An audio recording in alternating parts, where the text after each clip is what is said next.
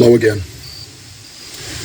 Well, I rather commonly get questions from people because of the subject matters I often talk about. What is your eschatology today, Bob? You talk about that you grew up dispensational and different beliefs and you've been in this circle and that circle. What is your eschatology today? And my frustration is that I'm trying to get through to the people asking me this. That's the wrong question, which is the entire point. It's not about eschatology.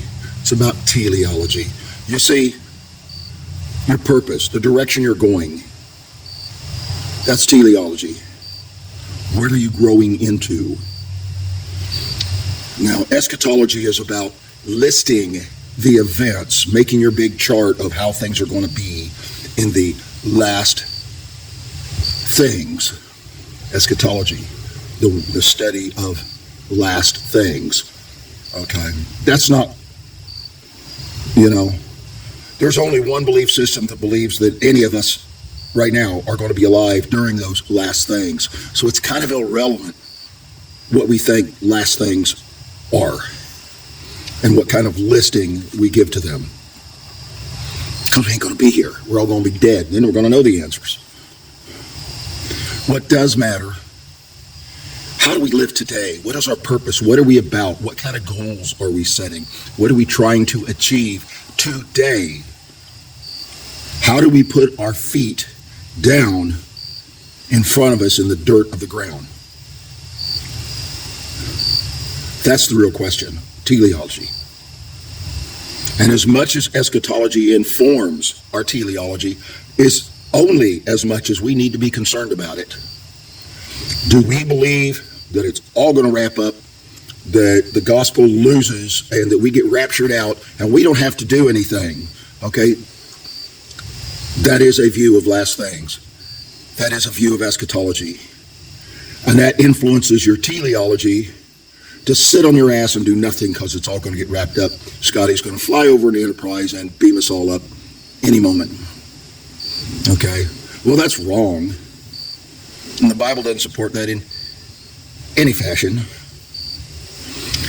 Because the Bible's clear, we have responsibilities, we have duties, we have obligations to do certain things. Now, if you believe that end times things are a couple of thousand years away, how does that, toward that end, what are we supposed to do today? And what difference does it make between your view of what's going to be in 1,000 years and somebody else's view of what's going to be in 1,000 years if you're both going to be in the grave at the time? Trying to find the answers to a lot of this?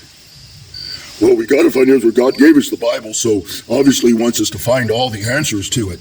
Yeah, and if I gave my 3-year-old son a copy of Atlas Shrugged to read, I would expect him first to grow up enough to comprehend it. And after he's read it the first time, I expect him a few years later to read it again and understand it a little more. So the problem isn't he's not getting everything out of Atlas Shrugged the first time he read it, or you're not getting the perfect understanding of the Bible when you read it.